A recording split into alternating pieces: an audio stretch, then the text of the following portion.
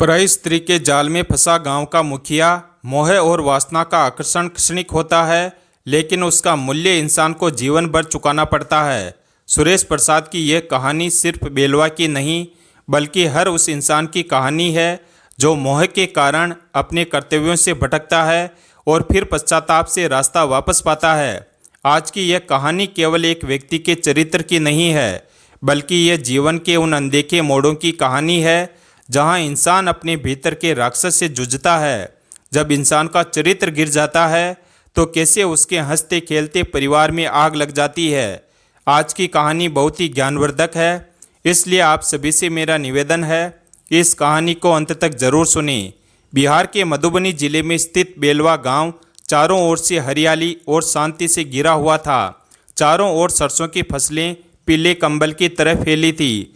आम और मोहिए के पेड़ हवा में मधुर गंध घोलते थे और गांव के बच्चे मिट्टी में हंसते खेलते जीवन को जिया करते थे। गांव छोटा था, लेकिन उसमें सादगी, अनुशासन और सामूहिकता की भावना गहराई से जमी थी।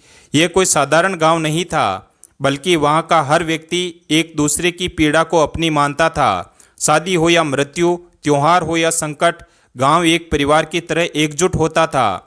इस सुदृढ़ व्यवस्था के पीछे सिर्फ एक ही नाम था, मुखिया सुरेश प्रसाद। सुरेश न तो बहुत पढ़े लिखे थे और न ही उन्होंने किसी बड़े शहर की चमक दमक देखी थी, लेकिन उनका मन साफ, सोच पारदर्शी और जीवन मूल्यों से भरपूर था।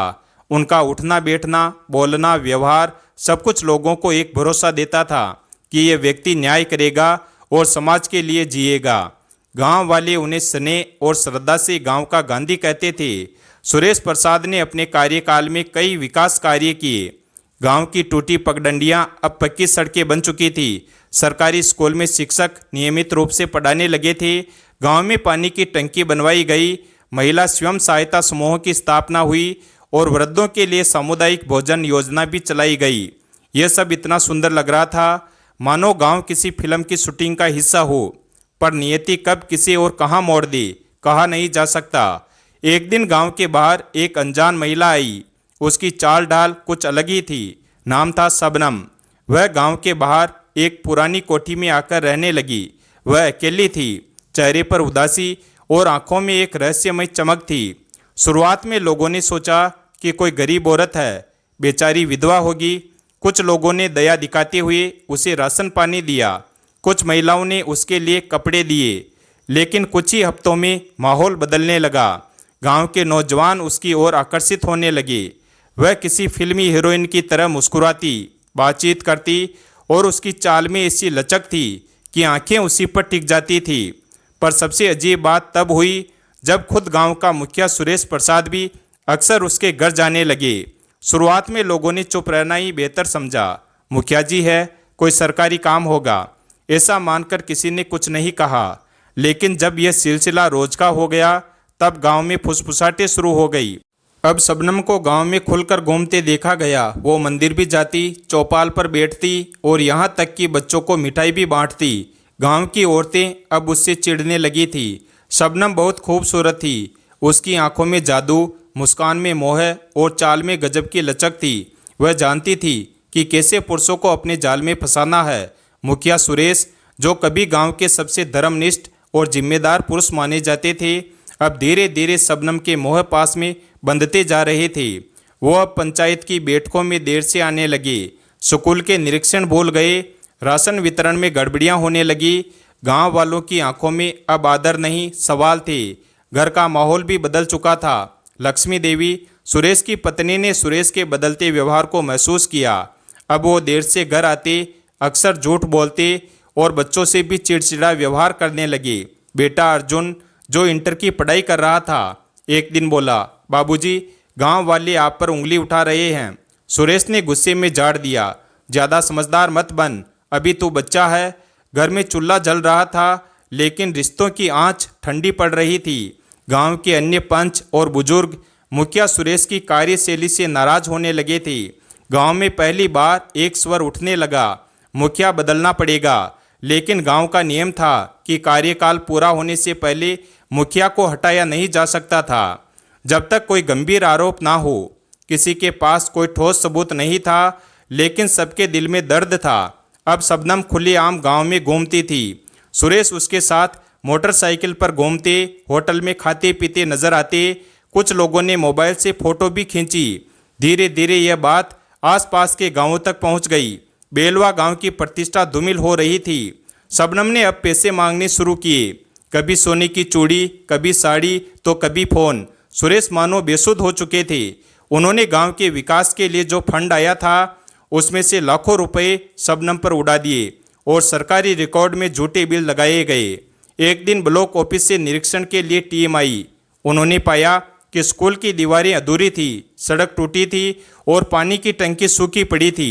जांच शुरू हो गई। लक्ष्मी देवी ने एक दिन अपने पति से पूछा, क्यों सुरेश जी, किस बात की कमी रह गई थी हमारे घर में? सुरेश चुप रहे। इधर अर्जुन घर छोड़कर शहर चला गया। बेटी की शादी की बात चल रही थी, लेकिन गांव की बदनामी के कारण रिश्ते टूटने लगे। एक दिन सुरेश जब शबनम के घर पहुंचे तो देखा वहां 2 अन्य पुरुष भी बैठे हैं। शराब चल रही थी, हंसी मजाक चल रहा था। शबनम ने कहा, अब पैसे नहीं है तो यहाँ आने की ज़रूरत भी नहीं है। मैं कोई मुफ्त की देवी नहीं हूँ। सुरेश को उस दिन पहली बार महसूस हुआ कि वो कितना नीचे गिर चुका है। गांव की पंचायत बुलाई गई। लोगों ने मुखिया सुरेश को कटघरे में खड़ा किया। बुजुर्ग बोले, तुमने गांव की छवि को कलंकित किया, अपनी पत्नी और बच्चों का विश्वास तोड़ा और गांव के पैसे का दुरुपयोग किया। तुम्हारा क्या हक बनता है अब मुखिया कहलाने का? सुरेश ने सिर झुका लिया। पंचायत ने उन्हें हटाने का निर्णय लिया। घर लौटे तो लक्ष्मी देवी ने दरवाज़ा बंद कर लिया। जहाँ तुम्हारा मोह है वहीं जाओ, यहाँ अब तुम्हारे लिए कोई जगह नहीं है। यह कहकर लक्ष्मी देवी फूट फूट कर रोने लगी। सुरेश अब अकेले हो गए थे। गांव वालों ने उनसे रिश्ता तोड़ लिया। बेटा अब फोन नहीं उठाता था। बेटी की शादी रुक गई। शबनम भी गांव छोड़कर किसी दूसरे इलाके में चली गई। वो तो बस खेल खेल कर चली गई थी। सुरेश अब अकेले मंदिर में बैठते और अक्सर भगवान से माफ़ी मांगते। उन्हें देखकर गांव के बच्चे कहते, ये वही मुखिया है जो शबनम के चक्कर में सब कुछ हार गया। एक दिन गांव के स्कूल में अचानक आग लग गई। बच्चे अंदर फंसे थे। सुरेश वहां से गुजर रहे थे। बिना सोचे समझे वो अंदर घुस गए। बच्चों को एक एक कर बाहर निकाला। उनका हाथ झुलस गया, लेकिन गांव के 6 बच्चे सुरक्षित निकल आए।